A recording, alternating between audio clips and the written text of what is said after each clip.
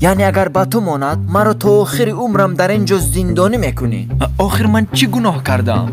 در واقع گناه شما چی بوده که الیاس هیچ بحث نکرده؟ اون رو من هم نمیدونم که من یک بیت نوشتم و اون رو خوندم، بعد مرا گرفته آوردم با اینجا.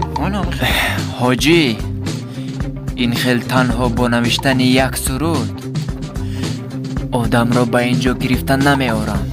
بگو گناهت چی است بدانید. اوه خدا جزایم رو دهد، من جاسوس محسوس نیستم. جزای خدا خود نباشد سوره یاسین رو بخوان. چرا سوره یاسین؟ حاجی مگر نامی تو یاسین نیست؟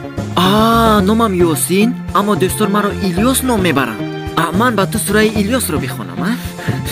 دیوانه، مرا دیوانه نکن.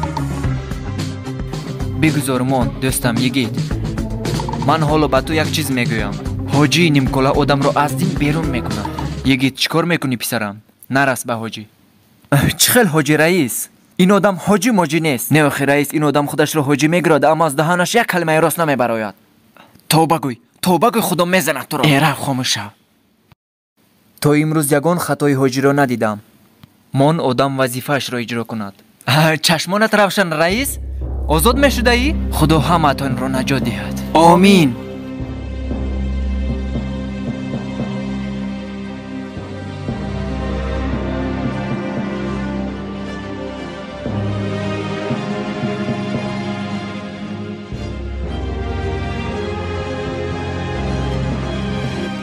الو میشنوم. این منم بدو.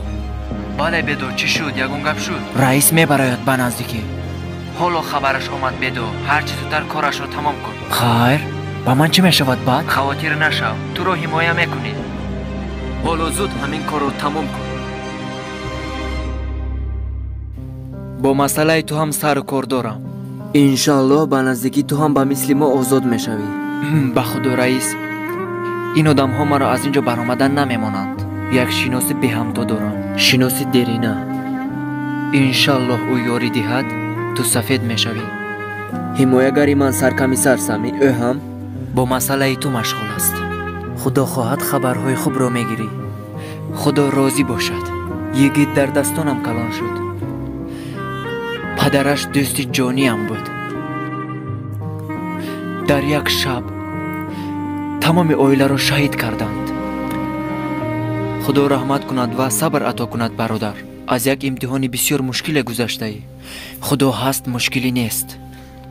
انسان ها از این دنیا به آن دنیا سفر کرده در اصل حیات حقیقی را در آنجا زندگی میکنند.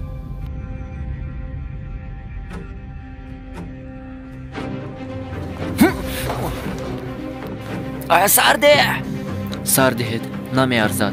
دستتون رو چرکین نکنید. دستم رو چرکین نمی کنم رئیس. پایهایم به او بسنده است. پایهایت رو هم آلوده نکن. معلوم که فرمان گرفته است. همین رو از اینجا ببرید. میماندید یک جزایش رو میدادم. توگرول برادر، خدا از تو راضی باشد.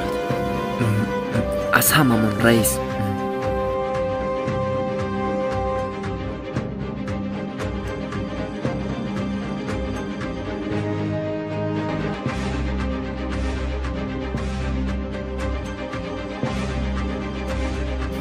حقتون رو حلال کنید. حلال شود. نان و نمک رو حلال کنید جنابان. حلال بود. بخیر است حاجی، دهانت رو کرد نمیکشوید. والله غمگین شدم رئیس. حاجی، انسان مگر شخص دوست داشتهش آزاد شود هیچ غمگین میشود؟ خود که دوست میداری، اگر دوست نمیداشتی به خدا که محو میشدیم. والله رئیس، تو امروز در بارم هیچ فکری خوب نکردم، اما از این لحظه اعتبارا آدم رقم یکمم. حاجی مگر ما نمیدونیم که تو برای کدام کارها رقم یکمی؟ تو گرول پسرم، وقتی آزاد شدی حتما به نزدم بیا. خب رئیس، وقتی بر اومدم شما رو خبر میگیرم. حقت رو حلال کن. حلال بود. ما چی هم حق داشتیم رئیس؟ در اصل شما حقتون رو حلال کنید.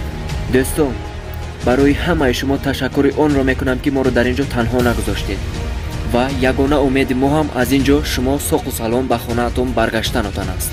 برای خدمت‌های کرده‌تان منت داریم. کم را نبینید دوستان. خیر مایلش، خدا نجات دهد شما را هم. حقتون را حلال کنید. حلال شود. خداحافظ بچه‌ها.